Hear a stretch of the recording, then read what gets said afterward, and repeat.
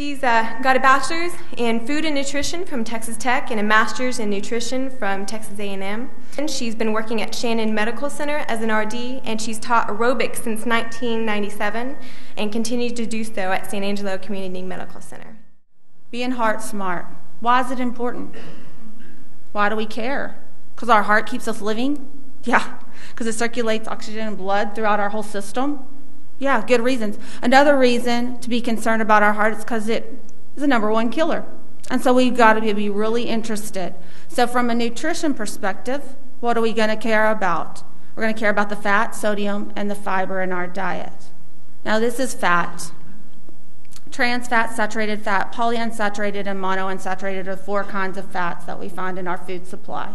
You probably are familiar with HDL. It's the good cholesterol. Another way, instead of calling it good, I like to think happy. We want to be happy, so that's a good way to remember the H with happy. LDL, the bad, is lousy. So it's bad, lousy. Don't want it. And triglycerides are blood fats that often are increased by the fats in our diet, but also by simple sugars. And when I say simple sugars, I'm talking about the things you're going to find in donuts and cakes and cookies and table sugar.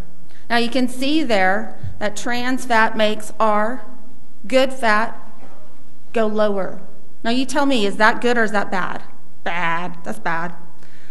Saturated fat does the same thing.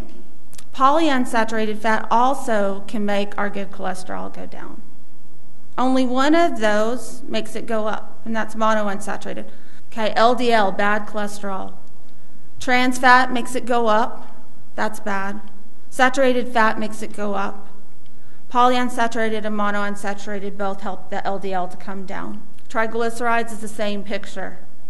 So you can find out very quickly which fat is the best for you to consume would be your monounsaturated fat. And we're not talking about, well, let me consume some olive oil in addition to the burger I just ate. Okay? We're talking about, instead of the burger, could I have something healthier? All right, monounsaturated fats, we talked about that. It was oils, canola, olive, peanut. You can see peanut butter. When peanut butter's on there, I like to think of natural peanut butter, you know, where the oil floats on the top. Polyunsaturated, you find your margarines, your other oils. Now, the reason polyunsaturated aren't as good as they're higher in omega-6 fatty acids. Monounsaturated are going to still have your omega-6s, but they will have some with a little more of your omega-3s. So the balance becomes better. Well, let's talk about trans fats first. Trans fats are partially hydrogenated oils. You find those in baked goods, snack cakes, crackers, stick margarines. You know, there's the big hoopla over which stick is better, butter or margarine, those sort of things. Partially hydrogenated is when they took something that was healthy for us at one time, a liquid oil, and they made it more solid by adding hydrogen to it. And in that process, they made it act more like a saturated fat. Some research indicates that trans fats are actually worse for us than saturated fats. A lot of foods have taken out trans fat and replaced it with something like palm kernel oil. So they don't have to put trans fat on their food label now, but they might have doubled the amount of saturated fat. So knowing to read your food labels and being able to identify when things like that have occurred are very important. Now, omega-3 fatty acids have been touted as being anti-inflammatory. They're very healthy. Fish oils, very healthy. You also can find some in walnuts. You also can find some in olive oil and canola oil. Okay, another reason why. The main source of omega-3s, of course, are in our fish. The American Heart Association still recommends having at least 2 fish meals a week, not fried. All right, now cholesterol, probably for you guys, y'all know this, only is found in animal products. We make cholesterol in our livers, so do animals. Now, what if you ate a diet with no cholesterol in it? You would still make cholesterol from fats, particularly from your saturated and trans fats.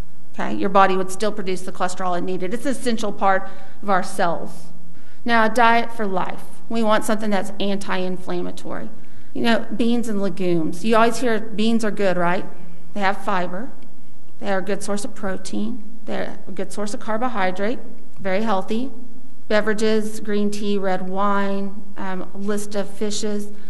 If you look at all those on that list, do you see anything that's consistent amongst them? For the most part, all those are fairly natural foods, and they're very high in antioxidants. This is more the American diet right here.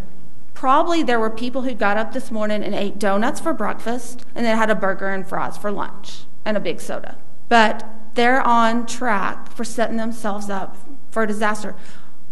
And I think what is a hard concept for people to understand is that you're actually going to feel better when you eat better, because we've gotten so used to eating unhealthy that it's hard for us to think about giving up those foods that we think taste good and replacing them with foods that actually help us to feel good. And I would much rather feel good than have something I think tastes good, because those foods, fresh fruits and veggies, can really taste good. I just have to learn to appreciate them. All right, sodium. Some folks eat out every single day of the week. Foods out contain tons of sodium. Probably if you go get a meal out, you'll get minimally half of the sodium you need for the day. Probably you'll get all the sodium you need for the day. Because of sodium, you're not supposed to have more than 2,400 milligrams a day. Most Americans consume between 5,000 and 6,000 milligrams a day. But the less chemically processed your food is, the less sodium it's going to have. Fiber. There's two kinds of fibers, soluble and insoluble. Soluble fiber helps to lower our cholesterol. But the insoluble guy is good too, because it helps stuff go through. I have people in the hospital who, they don't go but like every 3 days. There's something really wrong with that picture, okay? It's really normal to go at least once a day. Having some fiber in your diet and having adequate fluids, preferably water, is the best bet. Fiber also helps to keep us feeling full longer. We get it from fresh and frozen veggies and fruits. We get it from whole grains, breads and cereals, beans and legumes. All right, when you cook, what you gonna do? Just don't fry. When you go out and you look on the menus, just say no to frying and try to get foods that are baked, broiled, grilled, boiled. Non-stick cooking spray does wonders. You can use it for a lot of things. Cook more meals at home. I don't salt my food, so I don't taste it before I salt it. I just don't salt it because it's an acquired taste, and just like you acquired a liking for salt, you can get used to eating foods that don't have a salty taste. And salt is no longer used as a preservative. It used to be, but it's not now. Salt is a flavor enhancer, and we like the way it tastes. Simply, we like the way it tastes, so we overconsume it. Thanks for having me. I hope it was educational. I know it's kind of simple stuff and that you know, but we need those reminders. All right, you're welcome.